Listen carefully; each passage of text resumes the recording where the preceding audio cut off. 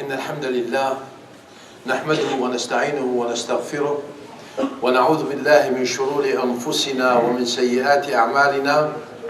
من يهده الله فلا مضل له ومن يضلل فلا هادي له، وأشهد أن لا إله إلا الله وحده لا شريك له، وأشهد أن سيدنا ونبينا محمدا عبده ورسوله صلى الله وسلم وبارك عليه وعلى آله وصحبه وسلم. قال تعالى: يا أيها الذين آمنوا اتقوا الله حق تقاته ولا تموتن إلا وأنتم مسلمون. وقال تعالى: يا أيها الذين آمنوا اتقوا الله وقولوا قولا سديدا يصلح لكم أعمالكم ويغفر لكم ذنوبكم ومن يطع الله ورسوله فقد فاز فوزا عظيما. بسم الله الرحمن الرحيم. رب اشرح لي صدري ويسر لي أمري واحلل عقدة من لساني يفقهوا قولي. There's a question was one of the most difficult question. There are so many researchers from the West and the East. They studied that particular question. The question is that the Prophet ﷺ stayed in Mecca for 13 years. After 13 years, he ran away, hiding, fearful from Mecca to Medina. In the Medina, he stayed only for 10 years. Then the Prophet ﷺ died. Then Sayyidina Abu Bakr radiallahu anhu took the Khilafah for 2 years and 11 months. And then Abu Bakr radiallahu anhu died and took the Khilafah Sayyidina Umar. And he became the Khalifa for 10 more years. And Sayyidina Uthman after him. The question is, if we take it from the time that the Prophet ﷺ migrated to Medina till Sayyidina Umar in the year of 15, year of Al-Hijrah, he defeated the Roman in the Yarmouk battle and all those people who they gathered against the Muslimin. If you go 10 years further, which is 25 years at the time of Sayyidina Uthman radiallahu anhu, the Muslim civilization became all the way up to Russia, because they opened Armenia in 27 of Al-Hijrah, to the borderline of Russia today, and to the borderline of Europe, and the whole entire Northern Africa. 27 years. The question is, this very important question. Some people study that question until today. People, nomad, belong to the desert. They don't know any better. They used to worship idols. They used to make idols from date. They eat it, they worship it, they eat it at the end of the day. Those people, they were beggars. Within 27 years, they defeated the two most powerful empires in the world. How could they do that? This is the question. How could they do that? It's never been done in the history. It's never been done until today. It's never been done. That vast, that vast and fast. How could they do it? What is the most single important point that those Muslims, they have accomplished all those victories? Believe it or not, many researchers, many Westerns, many Orientalists, many Muslims until today, they search the question 25, 27 years, the Muslim, from nomad people to the head of the world, the most powerful civilization. What is the purpose? Of course, there are so many theories, there are so many studies, there are so many ideas, there are so many books by different scholars, East and West, Muslim and non-Muslim. But they all agree in one point. Let me stop here. I addressed a question, and I hope all of you will be with me. Now I'm going to turn the page. Totally different point of view. What is Islam? Islam is two things. Islam is two things. We're going to say it in Arabic, and then we're going to go with it in English with the help of Allah subhanahu wa ta'ala. Fardu a'yan wa fardu kifayat. Islam is two things. Fardu ayn, obligatory things on every person. That's what we call it, fard ayn. Fard ayn means that everybody must do. Salah, siyam, zakah, and so on. Nobody can make salah for you. You must perform your own salah. You must pay your own zakah. You must fast Ramadan. This is fard ayn. Everyone is obligatory. Rule as we go, fardu ayn will not pay fardu kifaya. What is fardu kifaya? Fardu ayn, every person is responsible for it. Fardu kifaya, every community is responsible for it. An example of that, we are at the community, very simple one, we have our brother died. Do I have to take care of him, washing him, making kafan, making salah, take him to the grave, dig it up and bury him? That's not my responsibility. That it is not fard ayn. That is not the responsibility for a single person or a defined person. But it's a responsibility for the whole entire community to take care of this deceased brother. This is fardu kifaya. إذا قام به البعض سقط عن الآخرين. When some of you take care of that necessity, then the rest of the ummah will be pardoned. But if nobody did it, then the whole ummah will become sinful. Some of us has to take care of that brother. We will be rewarded, and then the rest of the ummah will not be sinful. This is what we call it fardu kifaya. Remember those two words. Fardu ayn, fardu kifaya.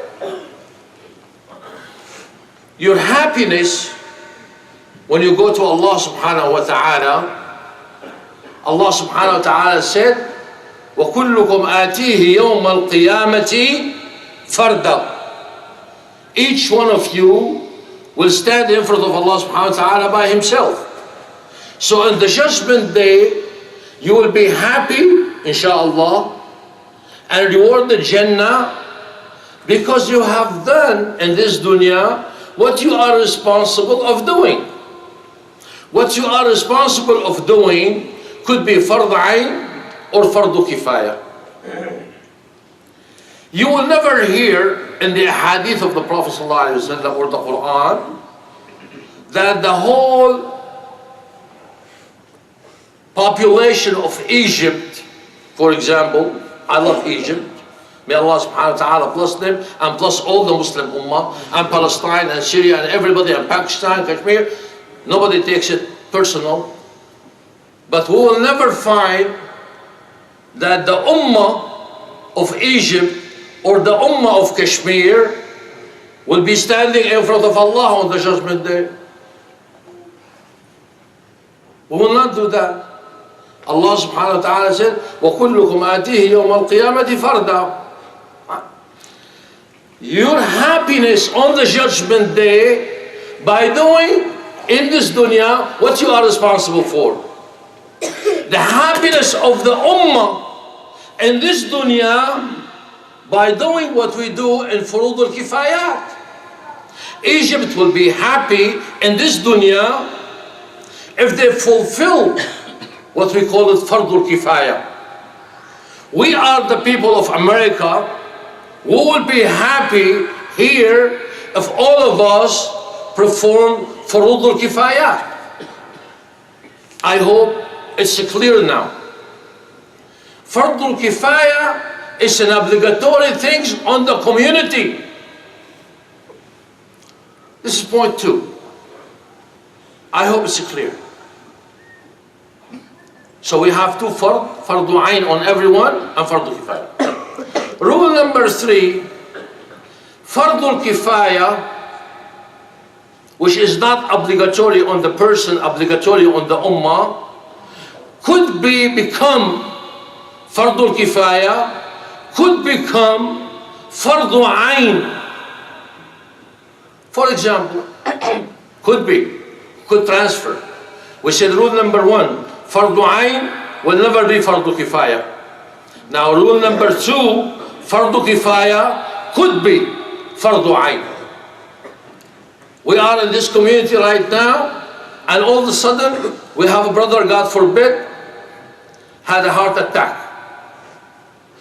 If there's a doctor here, and he's the only doctor, it becomes obligatory,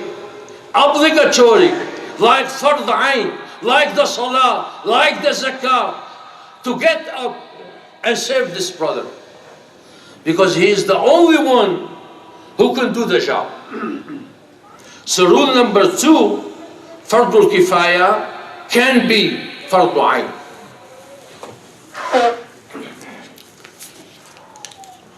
Excuse me.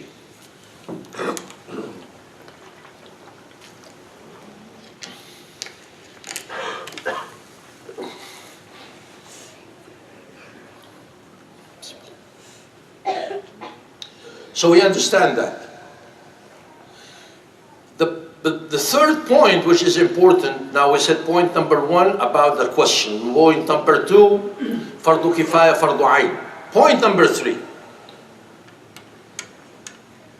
When Islam come, when the Prophet ﷺ come, we do not have in Islam somebody called a clergy person.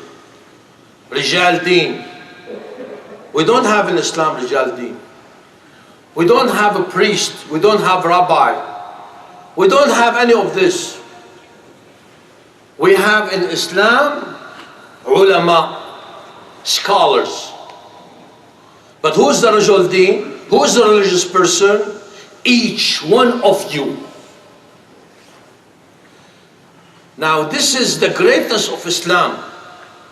The greatness of Islam, that he gave the responsibility on every person of you. We don't have a clergy person, a priest or a rabbi, that he's responsible for the guidance of the ummah or responsible for the no. In Islam, each one of you is a religious person. Each one of you is responsible for the ummah. Each one of you is responsible for the family. Each one of you will be questioned about what he had done toward his family, toward his community, toward his ummah, toward everything. You will be responsible. The Prophet ﷺ said one of the most strongest speech, كلكم راع وكلكم مسؤول عن رعيته.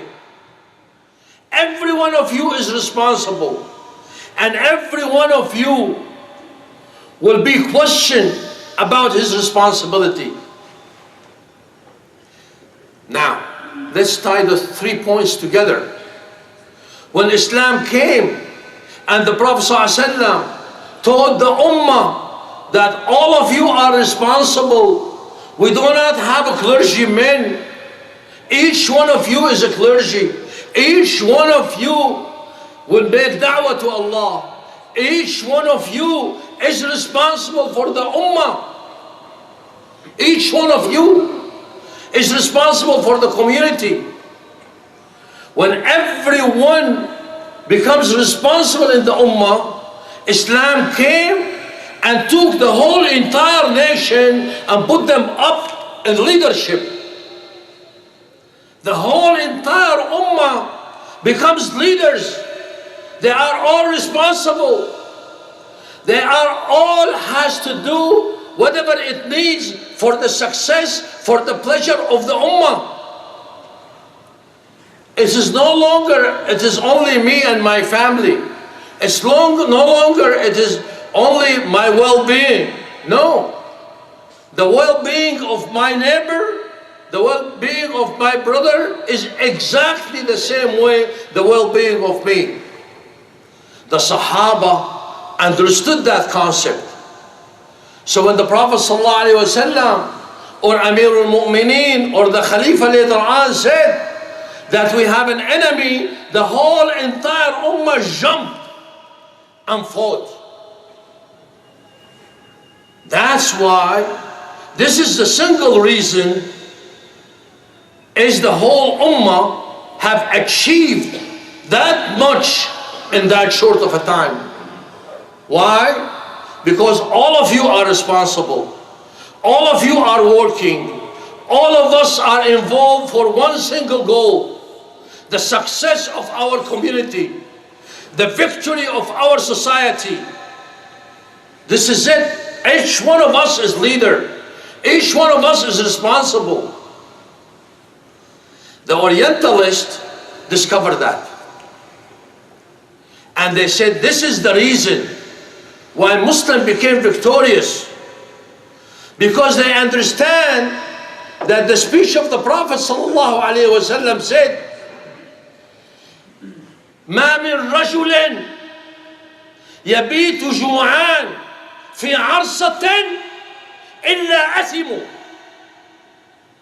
One person in the whole entire community will go to sleep hungry, him, his wife, and his children. The whole entire arsa means a group of people. The whole entire group of people will be sinful. If we understand this, then it is no longer, it is only me. It is no longer that I have to look for the well-being of me. This is the answer of the question that the whole entire ummah is responsible. What happened when those Orientalists discovered that? They decided to break us apart. They decided to give us ideas. You want to pray? Pray in your home and leave the people. Then they divided us. Farriq tasud. I am Syrian, this is Egyptian, this is Pakistani, this is so and so. You worry about your community, I worry about mine. And then we became smaller. I worry about my family, you worry about your family. I don't care what happened to my next door. They divided us. In other words, we could talk too much. But at the end, what did they do? They killed Befroض الكفايات. Please understand this. They killed Befroض الكفايات. This masjid does not belong to me. I only pray and I don't care. Bathroom light is on, I don't care. The door downstairs is open, I don't care. Do we have enough funds to pay for the necessity, the management, the operation of the masjid? I don't care. I don't care. Why? Because I do not understand Fardul Kifaya. I come to the masjid and pray. I watch people after Isha. Everybody finish and they go home. What happened to the lights? What happened to the doors? What happened to the safety? Have I asked myself, do we have enough money to pay for this masjid to go on? No, I don't care. Where are we going to get the money for the cemetery? It's not my problem. I have credit card, I have debt, I have a car loan, I have mortgage, I have. Allahumma asrah nafsi. They put rules. They divided us. They made us selfish. They made us love this dunya. They made us concentrate on our personal achievement, not the community anymore. Me, my family only. They break فرض الكفاية. أقول قولي هذا واستغفر الله العظيم لي ولكم.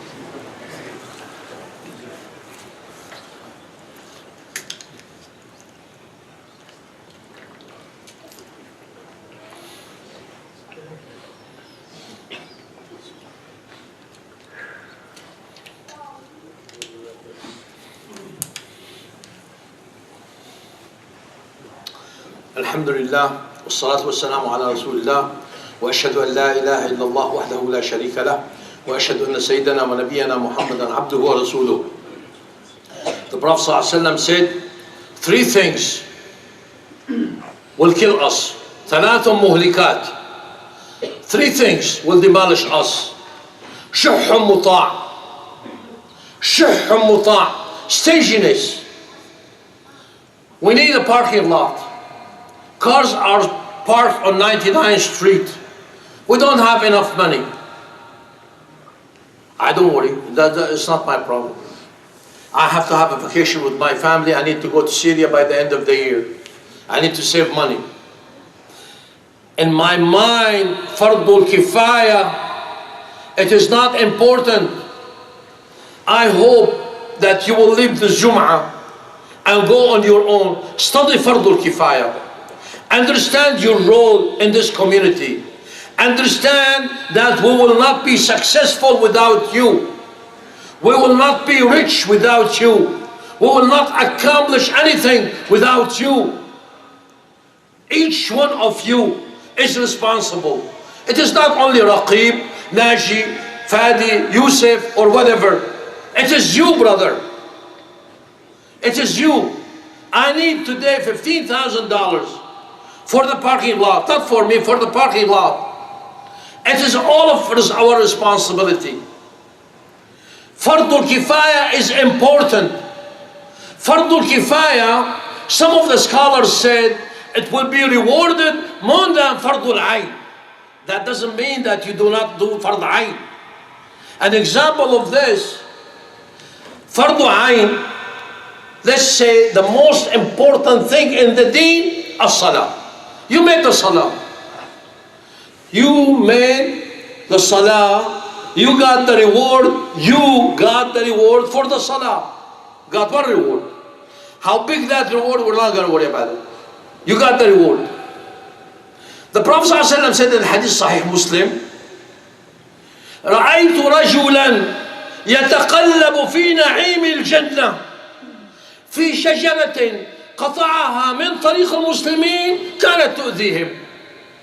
I have seen, the Prophet ﷺ said, I have seen a man, he is moving from one pleasure act, from ladha, from one sa'ada, from one na'im, from whatever you want to translate it, from whatever Allah subhanahu wa ta'ala put in Jannah. We don't know what He put in Jannah. He put too many things. وإن تعودوا نعمة الله فيها ما لا عين رأت ولا أذن سمعت ولا خطر على قلب بشر. You will never imagine, you will never see, you will never heard in Jannah. The Prophet ﷺ saw a man going from one pleasure to another pleasure in Jannah. يتقلب في نعيم الجنة, having all kind of good time and happy time. What did he do? He cut a tree from the street, from the road. That tree used to hurt the ummah. One single act, that's fardu kifaya. To cut a tree that hurt the Muslim, that's fardu kifaya. He took that much. He gained that much pleasure from Allah subhanahu wa ta'ala in Al-Jannah. To some scholar, fardu kifaya, it is so much. The example I gave earlier, somebody had a heart attack and there's a doctor here. who came up and saved him. Some of the scholars use the ayah in Surah Al-Ma'idah, وَمَنْ أَحْيَاهَا فَكَأَنَّمَا أَحْيَا النَّاسَ جَمِيعًا. You make one person alive as if you made the whole entire ummah alive. You make one person go to sleep full stomach, him and his children, as if you made the whole society fill up with food. This is fardul kifaya. All of us are responsible. I need $15,000 today for the parking lot. It is your responsibility, it's my responsibility. We have been in the MSA, 51st and Charlotte, for so many years. The masjid was closed because we don't have parking lot, and people violated the city ordinance by parking in the streets and blocking the houses. They came, they closed the masjid. We lost it forever. We still have the house, 51st and Charlotte, but there's no salah there, there's no Jum'ah there. It's a must on the whole entire community. I'm not going to do fundraising, but I'm going to rely on your taqwa and your understanding to pay as much today. We need $15,000. Please pay as much as you can for our parking lot and for our whatever we need outside there to accommodate all the Muslims, to accommodate all the cars. Fardul Kifaya is very important and it's a must. I'm sorry, I'm going to take 2 more minutes. I'm going to tell you what's going to happen. According to the American Census Bureau, the number of Islamic centers in America, as of today, 3,600 Islamic centers. According to the internet, an average Islamic center is paying $7,200 a month for only insurance. Multiply 3,600 masjid by $7,200 a year, you will come up with $25 million. Add to that the schools that we have in America. And the schools are more. As of today, there are about 1,264 schools, Islamic schools in America. Multiply that by the average of $8,000 a year insurance. Add up the 25 millions. We come up, brother, with about 40 millions. We, the Muslims, are paying to non-Muslims for insurance of our masajid. Any one of you will know how much we pay here. We pay $2,000 a month for insurance for our Islamic center and the affiliated, the gym and the school. $2,000 a month.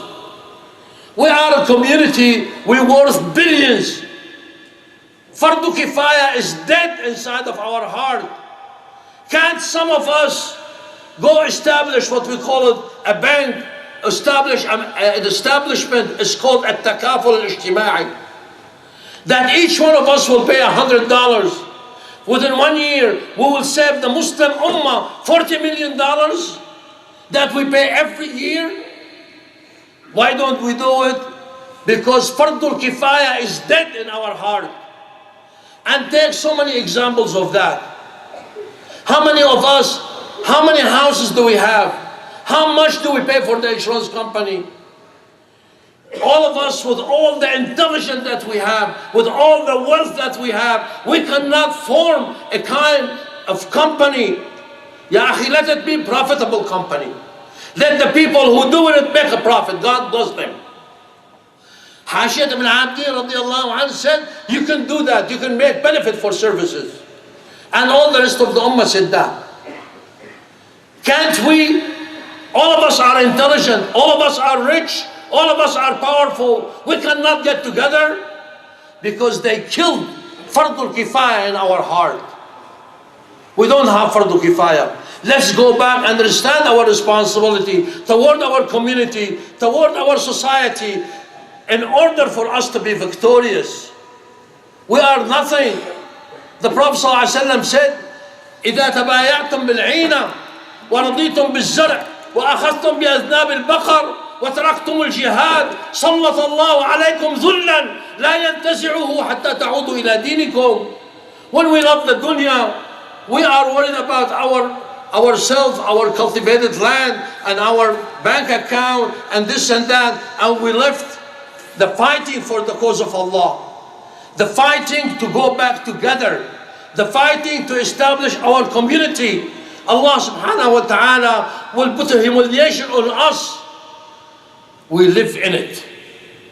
I'm sorry to say it, we live in a humiliation. We live in a humiliation. Look at any Arabic country, any Muslim country. We live in a humiliation. Why? And we're gonna still live in a humiliation until we return to Allah subhanahu wa ta'ala, until we understand فروض العين وفروض الكفاية. أقول قولي هذا وأستغفر الله العظيم لي ولكم فاستغفروه يغفر الله إنه غفور رحيم. وأصلي وأسلم على سيدنا ونبينا محمد وعلى آله وصحبه وسلم. Dr. Kohia, come forward please and pray. أقم الصلاة.